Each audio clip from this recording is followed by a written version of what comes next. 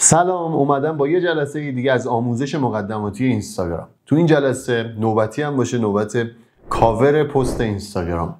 میخوام ببینیم که یک کاور باید چه ویژگی هایی داشته باشه و چیکار کنیم که پستمون جذابتر دیده بشه، حداقل از نظر کاور، و بتونیم نرخ دیده شدن پست رو بالاتر ببریم.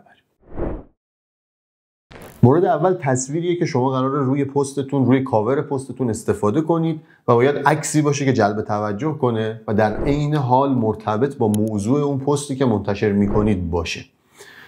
خیلی مهمه که تصویرتون کیفیت خوبی هم داشته باشه، یعنی یه تصویر بی کیفیت نذارید، تصویر تار نذارید. دیگه اینا چیزای اولیه است که احتمالاً همتون میدونید.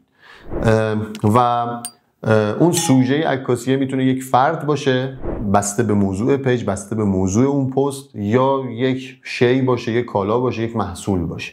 به هر حال ارتباط موضوعی باید وجود داشته باشه و باز هم تاکید میکنم عکسی باشه که جلب توجه کنه و به سناریوی اون پست بیاد. با توجه به حوزه کاریتون، پست های پیج شما میتونه در واقع کاوری با نوشته داشته باشه یا کاوری بدون نوشته. اما توصیه من اینه، مخصوصا اگر در مسیر شروع در واقع کسب و کار هستید یا هنوز اونقدر فالوور زیادی ندارید، ترجیحاً کاورهایی رو برای پست هاتون انتخاب کنید که تایتل دارن، عنوان دارن، یعنی نوشته‌ای روی کاور پستتون باشه. این میتونه خیلی کمک کنه به رشدتون، چون به کاربر یه دیدی میده توی اکسپلور، جای مختلفی که پست شما رو میبینه، که روش در واقع تاچ کنه و بخواد پست شما رو ببینه. نرخ دیده شدن پستتون رو اون متنه که روی کاور می‌نویسید خیلی میتونه بیشترش کنه و کمک کنه به بازدید بیشتر شما. بنابراین حتما سعی کنید از کاورهایی استفاده کنید که روش تیتر بخوره.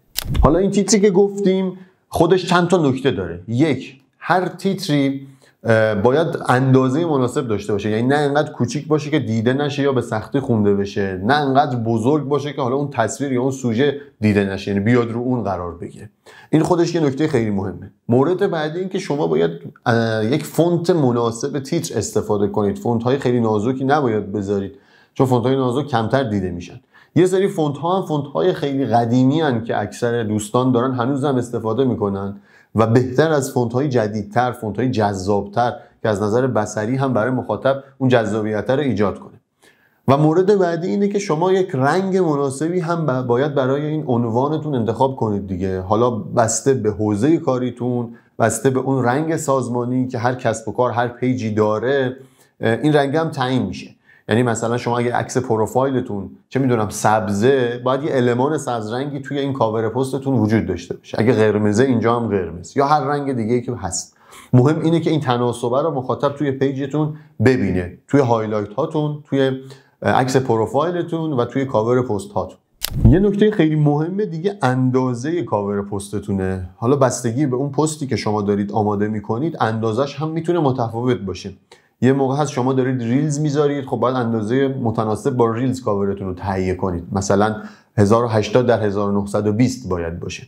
یه موقع هست شما دارید در واقع اسلایدی، پست اسلایدی، مثلا عکسن دارن چند تا عکسی که ورق میخورن.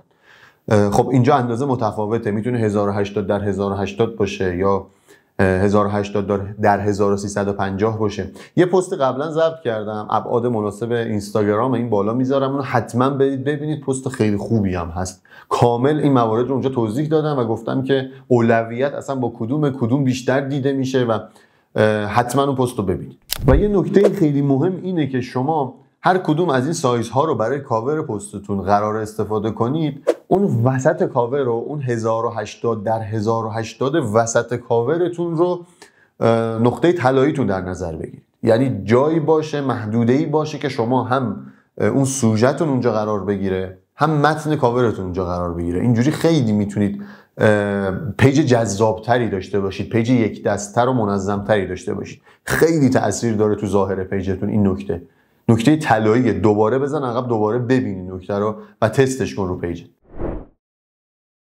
اگه تو ساخت کاور پست های اینستاگرامتون مشکل دارید، چند تا اپ بهتون معرفی میکنم که کارتون رو راه میندازه. اینشات، کنوا و پیکس آرت اپ هایی هستن که میتونن کمکتون کنن توی ساخت کاور. اگرم با سیستم، یعنی با کامپیوتر این کارو میکنید، که قطعا فتوشاپ بهترین گزینه است برای این کار.